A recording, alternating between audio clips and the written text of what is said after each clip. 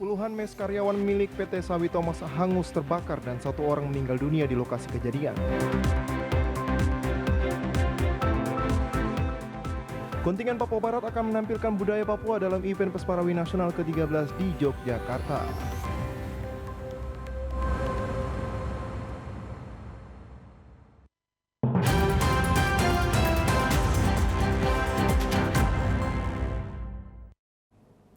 Salam jumpa pemirsa, senang sekali saya Maria Talim Bekas dapat kembali menjumpai Anda dalam program Berita Papua Barat hari ini. Sejumlah informasi di Papua Barat akan kami hadirkan untuk Anda. Inilah berita selengkapnya. Pemirsa, puluhan mes karyawan milik PT Sawi Thomas hangus terbakar dan satu orang meninggal dunia di lokasi kejadian yang terjadi di sekitar Kompleks Bumi Marina Amban sekitar pukul 03.00 Kamis dini hari. Inilah detik-detik video amatir yang diambil oleh warga saat puluhan mes karyawan milik PT Sawi Thomas hangus terbakar di Kelurahan Amban pada Kamis dini hari dan mengakibatkan satu orang meninggal dunia di lokasi kebakaran. Kapolres Manokwari AKBP Parasian Herman Gultom saat dikonfirmasi TVRI Papua Barat di ruang kerjanya pagi tadi mengatakan kebakaran terjadi sekitar pukul 3.00 dini hari waktu Indonesia Timur di mes karyawan milik PT Sawi Thomas yang berada di sekitar Kompleks Bumi Marina Amban. Sumber api diduga berasal dari korsleting listrik di salah satu mes yang dipakai oleh karyawan Sawi Thomas.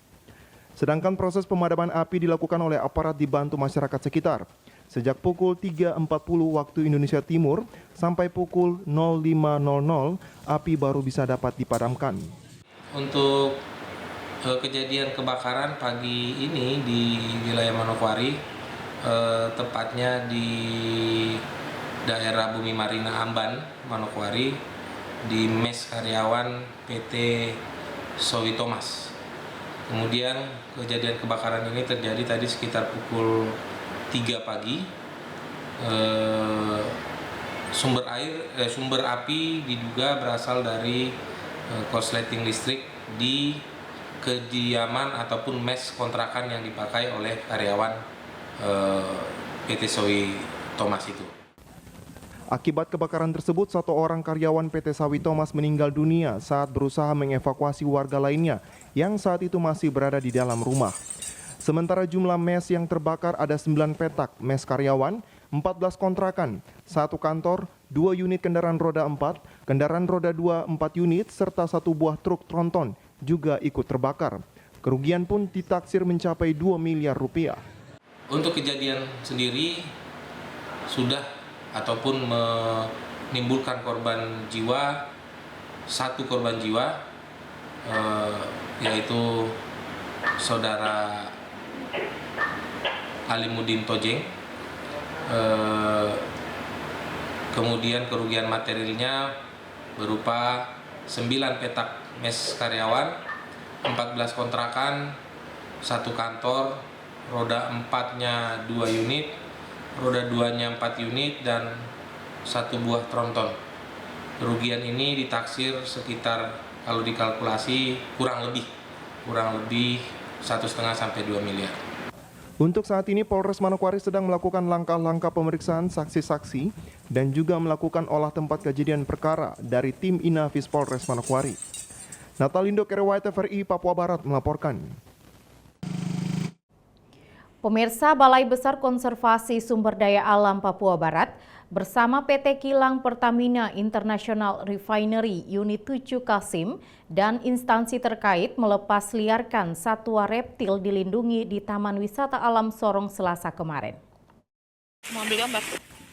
Pelepas liaran reptil hasil tangkapan pihak BBKSDA beberapa waktu lalu saat akan diselundupkan keluar kota Sorong dilepas liarkan ke alam liar di kawasan tempat wisata alam Sorong, kilometer 12 Kota Sorong, Papua Barat pada Selasa 14 Juni 2022.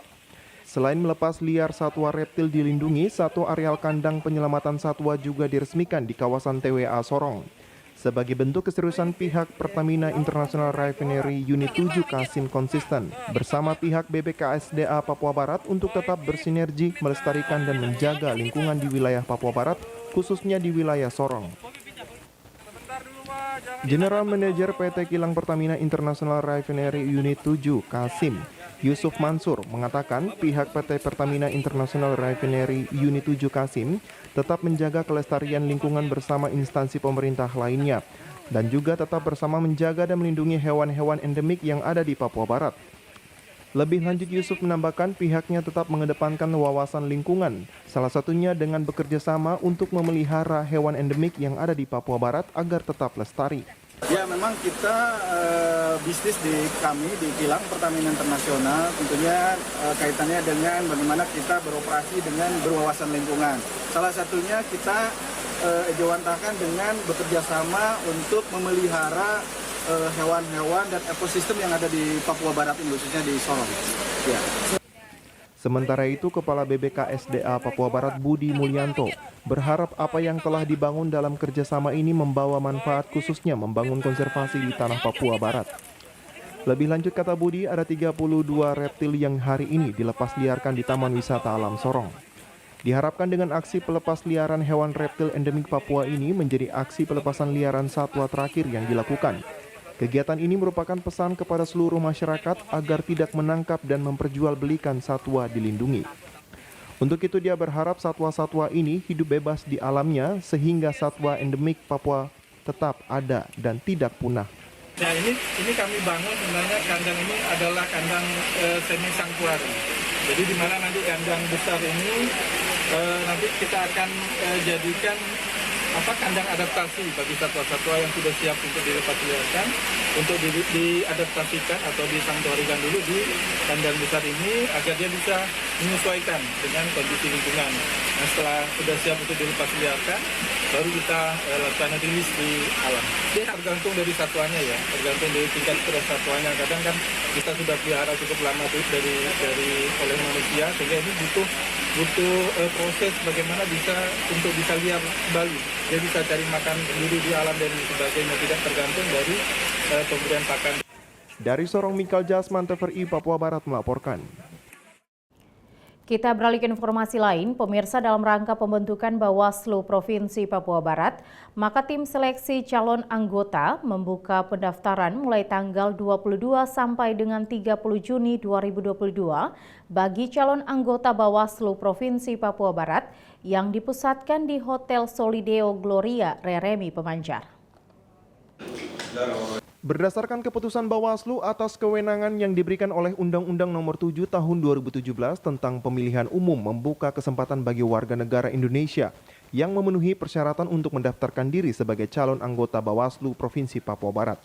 Mulai tanggal 22 sampai dengan 30 Juni 2022 bertempat di Hotel Solideo Gloria Reremi Pemancar, atau berkas dapat dikirim melalui pos kilat dan juga melalui email timselbawaslupabar@gmail.com. Anggota Pansel Bawaslu Papua Barat Ical Supriyadi berharap peran media di Manokwari dapat menyebarluaskan informasi yang ada dalam perekrutmen putra-putri terbaik sebagai anggota Bawaslu Provinsi Papua Barat dalam membantu serta mendukung fungsi dan kerja Bawaslu ke depannya dalam mengawasi penyelenggaraan pemilu di tingkat Provinsi Papua Barat serentak tahun 2024 nanti. Saya hanya ingin memberikan penambahan bahwa prosesnya sudah dimulai saat ini. Ya, tadi sudah disebutkan pendaftaran. Selanjutnya ditegaskan juga oleh Pak Rektor, kita menginginkan, mengharapkan media dapat membantu kita menjelaskan informasi yang ada, sehingga putra-putri terbaik dari Papua Barat memiliki kesempatan menerima informasi, memiliki kesempatan hingga mendaftar. Ketua Tim Pansel Hasan Makassar mengatakan syarat utama bagi calon pendaftar harus memiliki kompetensi-kompetensi yang harus dimiliki oleh perempuan maupun teman-teman asli Papua. Pihaknya sangat paham bahwa perempuan sangat penting dalam membangun demokrasi di Papua Barat, sehingga ke depan ini menjadi kekuatan tim dalam mengambil keputusan-keputusan yang ada. Yang pertama itu terkait dengan syarat utama, kompetensi-kompetensi yang harus dimiliki oleh perempuan dan juga oleh teman-teman asli Papua. Kita sangat paham sekali representasi perempuan itu penting dalam membangun demokrasi. Tetapi juga kita juga sangat paham bahwa semangat otsus dan kearifan lokal itu juga menjadi bagian yang tidak bisa dipisahkan. Hanya saja saya pikir aspek kualitatif akuntabilitas dan juga kompetensi itu juga perlu kita dorong secara bersama. Sekretaris Tim Seleksi Bawaslu Papua Barat Alwi Yasakti Rakia menyampaikan proses pendaftaran yang dibuka kepada seluruh masyarakat semuanya transparan dan bisa dipertanggungjawabkan. Natalindo Kerwai TVRI Papua Barat melaporkan. Dr. Hamzah.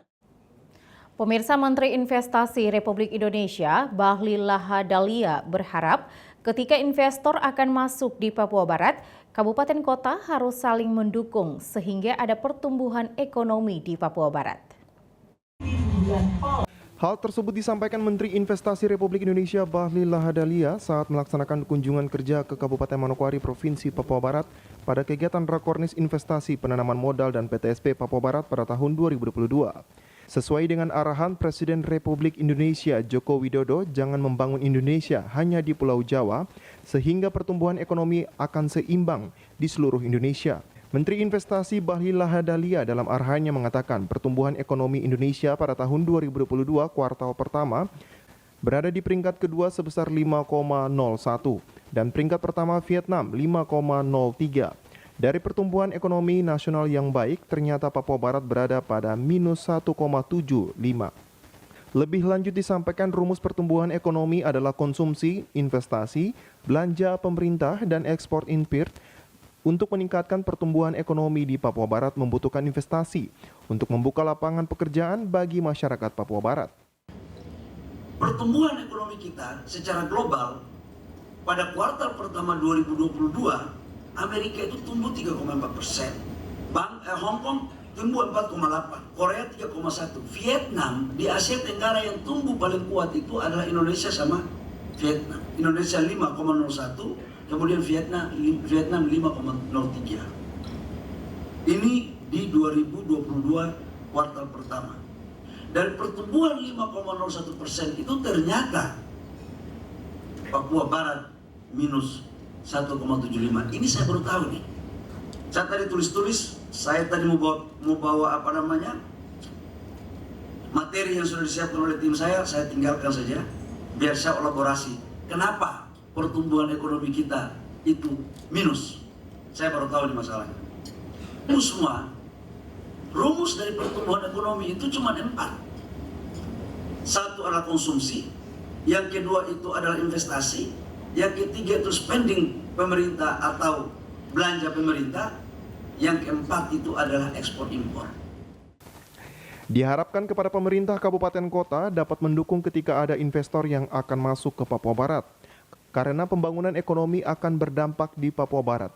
Diingatkan juga kepada para pemimpin daerah, bupati dan juga wali kota, jangan hanya urus politik, tetapi waktu yang ada dimanfaatkan untuk melayani masyarakat dengan membangun daerah. Jangan antara kabupaten-kabupaten bakal lagi ketika kita masuk investasi, karena multiplier efek ekonominya itu untuk Papua Barat. Contoh sekarang kita mau kasih masuk ke Kaimana dari Volkswagen untuk pala. Itu Volkswagen ini perusahaan dari Belanda. Ini VOC dulu. Begitu bubar ganti nama Volkswagen. Itu membangun industri pala di Fakfak sama Kaimana. Saya bilang kalau bisa masuk sekaligus Bentuni, itu lahannya 40.000 hektar. Itulah kita ambil Hanurata punya. Perpanjangannya sebagian saya tidak perpanjang. Saya bilang ini alokasikan untuk bangun pala.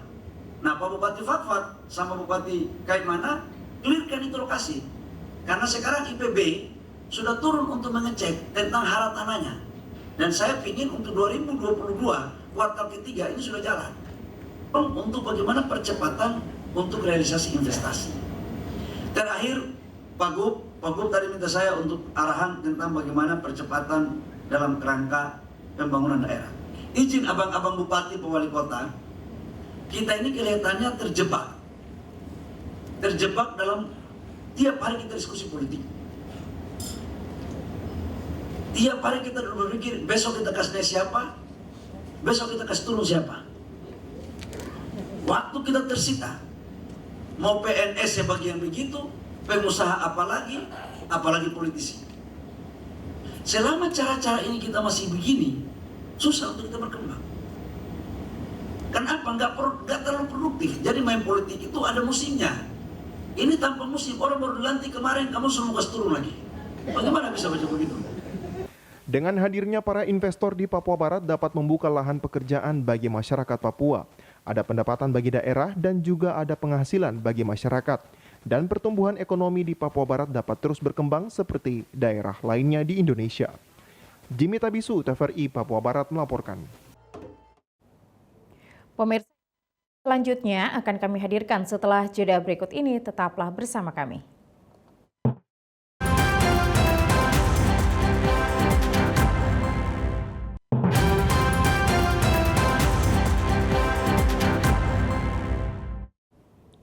Terima kasih Anda masih bersama kami. Pemirsa, 3 kepala daerah wilayah adat Doberai berharap pembentukan daerah otonomi baru Provinsi Doberai Raya juga dapat diusulkan untuk dimekarkan. Pengusulan DOB Provinsi Doberai disampaikan pada pelaksanaan rapat kerja Bupati Wali Kota se-Papua Barat yang berlangsung di Kabupaten Manokwari, Provinsi Papua Barat pada Selasa 14 Juni 2022 kemarin. Dengan agenda mendukung kebijakan otonomi khusus dan daerah otonomi baru di Provinsi Papua Barat. Untuk daerah otonomi baru, Provinsi Doberai Raya langsung disampaikan oleh Bupati Kabupaten Teluk Wundama Hendrik Mambor, yang mengatakan agar Provinsi Doberai Raya juga dapat diusulkan dalam deklarasi yang akan disampaikan kepada Presiden. Selain itu, Kabupaten Kuri Wamesa. Doberai pun berkendara menjadi provinsi. Satu. Yang kedua, Kabupaten Kuri Wamesa itu dari tahun 2018 diusulkan dan sudah ada DPD, tapi sampai sekarang tidak ditindaklanjuti. Dan oleh karena itu, kami akan tandatangani dan kami minta kalau dapat kita lakukan revisi dan supaya nama Provinsi Doberai Raya bisa masuk dan Kuri Wamesa bisa masuk dalam daftar yang diharuskan. Selanjutnya, dukungan pembentukan Provinsi Doberai Raya dan juga pengusulan Kabupaten Kokas dan Kota Madia Fakfak juga disampaikan Bupati Fakfak Untung Tamsil. Sekarang ini kami juga bertegas untuk berkenan kiranya wilayah adat Doberai bisa dijadikan menjadi sebuah provinsi. Selanjutnya ada beberapa usulan kabupaten, salah satunya adalah Kokas. Sudah sekian tahun saudara-saudara kami, orang-orang tua kami berupaya terus hingga saat ini. Oleh karena itu sebelum kami menandatangani, kami mohon izin kepada keluarga besar, pada bapak-bapak sekalian, berkenan Kabupaten Kokas juga bisa ikut di dalam pemekaran tersebut. Dan hal yang sama juga didukung Bupati Kaimana dengan harapan ada pemekaran wilayah Kabupaten Kaimana Timur dapat juga diusulkan untuk dimekarkan.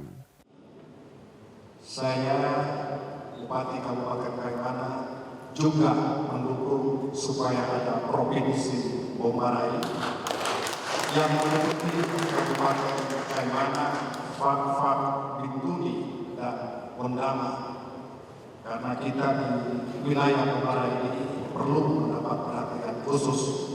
Yang berikut juga dengan adanya pemekaran wilayah Doberai sebagai provinsi, saya ingin juga Kabupaten Kaimana bisa dimekarkan menjadi satu kabupaten yang baru. Beberapa waktu yang lalu, aspirasi dari masyarakat adat yang ada di Kaimana yang juga sudah disampaikan lewat sosial media, mudah-mudahan ini bisa menjadi pertimbangan dari pimpinan kabupaten provinsi. Untuk Provinsi Doberai terdiri dari Kabupaten Teluk Bintuni, Fakfak, Kaimana, Teluk Wundama, dan yang diusulkan yaitu Kabupaten Kuri Wamesa, Kaimana Timur, Kota Madia Fakfak, Kokas, Muskona. Jimmy Tabisu, TVRI Papua Barat melaporkan. Pemirsa Setia Kita Pancasila Provinsi Papua Barat sosialisasikan Y20 atau Y20 kepada pemuda di Manokwari yang berlangsung di lampu merah Haji Bawosi dengan membagikan selebaran sekaligus promosi Y20 kepada masyarakat yang lewat. Sampai dengan hari ini masih banyak masyarakat luas terlebih khusus pemuda di Papua Barat masih bertanya-tanya apa itu U20 atau Y20 yang akan berlangsung di Manokwari pada tanggal 17 hingga 20 Juni 2022 mendatang. Untuk itu, Setia Kita Pancasila, Provinsi Papua Barat melakukan sosialisasi tentang Y20 dan membagikan selebaran kepada para pengguna roda 2 maupun roda 4 yang melintasi di lampu merah Haji Bowosi pada Rabu 15 Juni 2022 sore kemarin. Ketua Wilayah Setia Kita Pancasila Fernando Kareci Yarangga berharap dengan adanya kegiatan U20, setiap pemuda yang ada di Provinsi Papua Barat khususnya Kabupaten Manokwari mendapatkan pemahaman-pemahaman baru bagi generasi muda di tanah Papua, khususnya di Provinsi Papua Barat untuk melihat kegiatan ini sebagai peluang dan menumbuh kembangkan perekonomian bagi masyarakat Papua, di mana sudah saatnya generasi muda di Papua Barat harus bangkit dan merubah paradigma berpikir dari pelaksanaan kegiatan Y20. Kami dari organisasi Setia Kita Pancasila mengharapkan adanya pemahaman-pemahaman baru bagi generasi muda di tanah Papua, khususnya Papua Barat, Kabupaten Manokwari, untuk melihat kegiatan ini sebagai peluang untuk merubah dan menumbuh kembangkan perekonomian bagi masyarakat Papua. Sudah saatnya generasi muda di Papua Barat harus bangkit dan merubah paradigma berpikir agar bisa menggunakan peluang dengan baik. Jangan lagi melakukan hal-hal yang sia-sia yang akan merugikan diri sendiri. Sementara itu, Ketua KNPI Papua Barat Sami Saiba mengatakan melalui kegiatan Y20, pemuda Papua Barat diajak bergandengan tangan dengan mensukseskan U20 di tanah Papua sebagai event besar dan karya karena tidak mungkin kegiatan Y20 terulang lagi dalam sejarah kita di tanah Papua. Mari kita bergandeng tangan. Kita sukseskan U20 di tanah Papua sebagai sebuah event besar, sebagai sebuah momen besar dan karya dan yang tidak mungkin terulang lagi dalam sejarah kita di tanah Papua. Karena itu, kisah event berskala internasional harus kita sukseskan. Dan tentunya akan ada event internasional berikutnya yang akan datang dan masuk di tanah Papua. Kegiatan yang berlangsung di lampu merah Haji Bowosi turut dihadiri sejumlah organisasi dan elemen pemuda dan masyarakat di Kabupaten Manokwari. Natalindo Kerwai TVRI Papua Barat melaporkan. Pemirsa, setelah 2 tahun ditiadakan pelaksanaan ibadah haji oleh pemerintah Saudi Arabia akibat pandemi COVID-19 yang melanda dunia, pelaksanaan ibadah haji tahun 2022 kembali dilaksanakan meski dengan berbagai syarat yang harus dipenuhi oleh tiap negara termasuk Indonesia. Hal ini dikatakan Kepala Kantor Kementerian Agama Kabupaten Kaimana Mustafa Musa Buatan dalam sambutan pelepasan calon jemaah haji Kabupaten Kaimana musim haji 1443 Hijriah tahun 2022 mengatakan, kepastian jadinya pelaksanaan ibadah haji tahun 2022 diterima pihaknya pada bulan April tahun 2022 lalu. Pelepasan calon jemaah haji Kabupaten Kaimana musim haji 1443 Hijriah tahun 2022 berlangsung di Aula Kantor Kementerian Agama Kaimana pada Kamis 16 Juni 2022. Dan alhamdulillah pemerintah Arab Saudi membuka dengan pembatasan. Pembatasan kurang lebih 53% dari total jumlah calon jemaah haji yang biasanya dari tahun ke tahun itu dikurangi dari 100% dikurangi 53% plus dikurangi usia 65 tahun. Untuk itu Kabupaten Kaimana yang kuota biasanya 37, untuk musim haji kali ini kita hanya mendapat kesempatan 16 kuota cadangan. Dan alhamdulillah cadangan minggu ini baru ada kepastian bahwa cadangan ikut diberangkatkan. Alhamdulillah, jadi kita 17 Pak Asisten. Sementara itu, Bupati Kaimana dalam sambutannya yang disampaikan oleh Asisten 1 Setda Kaimana Luther Rumpombo berpesan kepada calon jemaah haji asal Kaimana untuk tetap menjaga kesehatan dan nama baik selama pelaksanaan ibadah haji.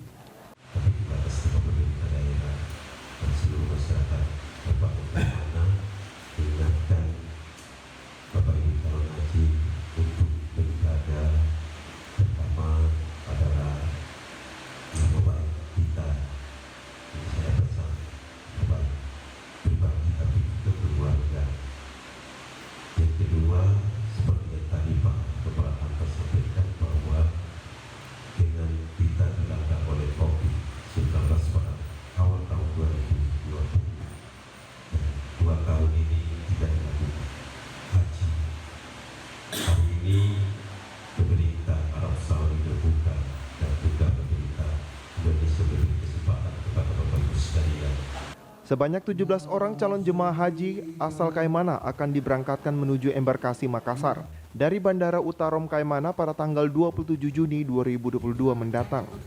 Dari Kaimana, Arfad Jenpot, TVRI Papua Barat melaporkan.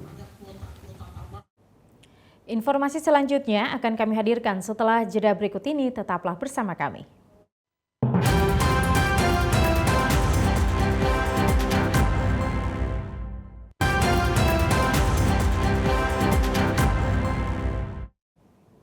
Terima kasih Anda masih bersama kami. Pemirsa, perkenalkan potensi wisata dan kebudayaan Papua Barat, kontingen Pesparawi Nasional ke-13 yang mengikuti event nasional di Yogyakarta akan menampilkan beberapa kebudayaan Papua, termasuk di dalamnya Rumah Kaki Seribu. Dalam event Pesta Paduan Suara Gerejawi Pesparawi Nasional ke-13 yang berlangsung di Yogyakarta, kontingen Provinsi Papua Barat akan memperkenalkan potensi wisata dan kebudayaan dari tanah Papua, khususnya Papua Barat.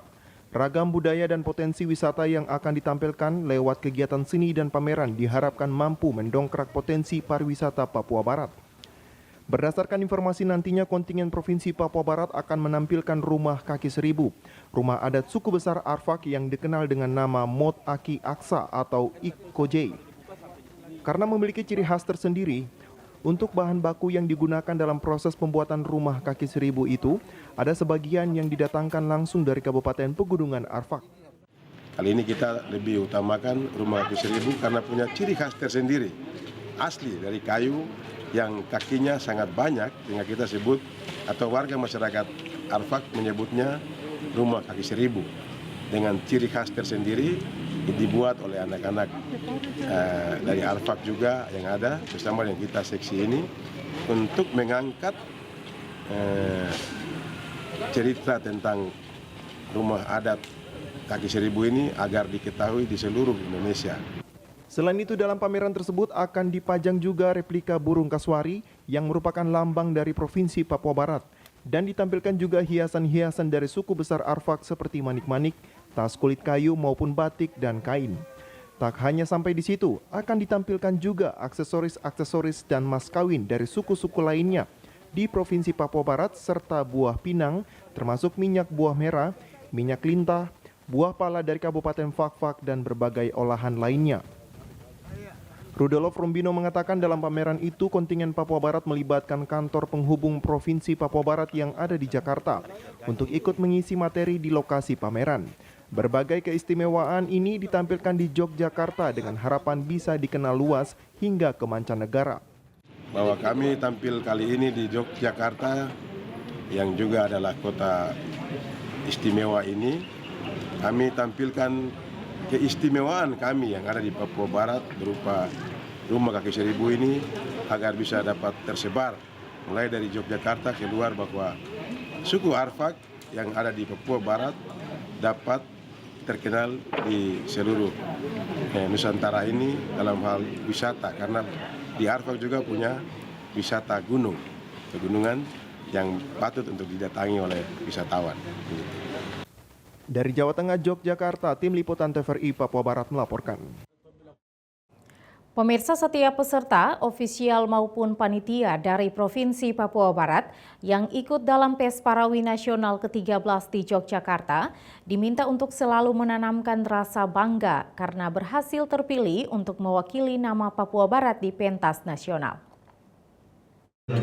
Hal tersebut disampaikan Ketua Kontingen Pesparawi Nasional ke-13 dari Provinsi Papua Barat, Abia Ulu, menuturkan setiap peserta ofisial maupun panitia dari Provinsi Papua Barat yang ikut dalam Pesparawi Nasional ke-13 di Yogyakarta harus selalu menanamkan rasa bangga karena berhasil terpilih untuk mewakili dan membawa nama Papua Barat di pentas nasional. Lanjut kata Abia, mereka yang terpilih juga merupakan orang-orang hebat. Untuk itu, ia mengajak mereka memberikan yang terbaik bagi kemuliaan Tuhan. Dikatakan Abia, kontingen Papua Barat juga sudah datang mendahului kontingen lainnya dan persiapan mereka sudah maksimal. Di hadapan para kontingen Papua Barat, Abia Ulu juga kembali menegaskan tentang arti pentingnya menjaga penerapan protokol kesehatan sesuai anjuran pemerintah meski saat ini pandemik mulai melandai. Yang terakhir, yang sudah 3 malam, karantina sudah selesai. tapi tetap ada ini masker ya. Kita tetap jaga, membantu pemerintah daerah istimewa Yogyakarta. Itu permintaan dari Wakil Gubernur. Tolong bantu kami Kak, protokol kesehatan. Walaupun di media di Jakarta ada yang tidak pakai, tapi kita tetap bantu pemerintah daerah. Itu atas permintaan Bapak Wakil Gubernur DIY. Secara khusus, Abia Ulu juga menegaskan bahwa kontingen Provinsi Papua Barat dilarang keras mengkonsumsi minuman keras selama berada di Yogyakarta. Jika ada yang melanggar, tentunya akan dikenakan sanksi.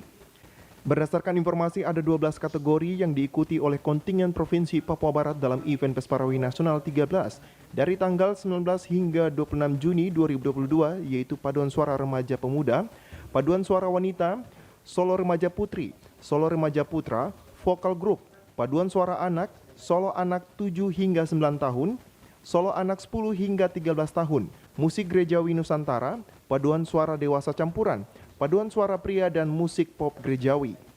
Dari Jawa Tengah, Yogyakarta, Tim Liputan TVRI Papua Barat melaporkan. Informasi terakhir, pemirsa, guna mengevaluasi kinerja Majelis Daerah GPKI Griffith Sorribo Manokwari periode 2018-2022 digelar persidangan ketiga tahun 2022. Persidangan dalam rangka evaluasi kerja Majelis Daerah Griffith Sorribo, Gereja Persekutuan Kristen Alkitab Indonesia GPKAI, hari ini digelar persidangan ketiga tahun 2022 yang berlangsung di aula kantor KNPI Papua Barat. Persidangan ketiga diawali dengan ibadah yang dipimpin oleh Pendeta Urbanus Da Costa MAG, yang dalam refleksi firman Tuhannya, ia berpesan kepada jemaat yang tergabung dalam Majelis Daerah Griffith Sorribo agar dalam pelayanan haruslah berakar dalam Tuhan serta dibangun di atas Yesus Kristus. Pembukaan persidangan dihadiri Asisten 2 Setda Manokwari yang hadir mewakili Bupati Manokwari. Hadir pula Ketua 1 Majelis Umum Sinode GPKAI Indonesia Pendeta Dr. Filipus Manggapro MTH yang mewakili Ketua Majelis Umum membuka persidangan ketiga tersebut. Bupati Manokwari dalam sambutan tertulisnya yang dibacakan oleh Asisten 2 Setda Manokwari menyampaikan ucapan terima kasih dan selamat atas terselenggaranya persidangan ketiga Majelis Daerah GPKAI Griffith Sorribo dan berharap dapat mendukung pembangunan di bidang keagamaan. Pemerintah Kabupaten Manokwari serta pribadi saya mengucapkan selamat dan sukses atas terselenggaranya persidangan tiga Gereja Persekutuan Kristen Indonesia MD Griffith Sorribo Manokwari dan penghargaan setinggi-tingginya atas terselenggaranya persidangan ini. Semoga dapat meningkatkan peran GPKAI guna mendukung tercapainya pembangunan di wilayah Kabupaten Manokwari.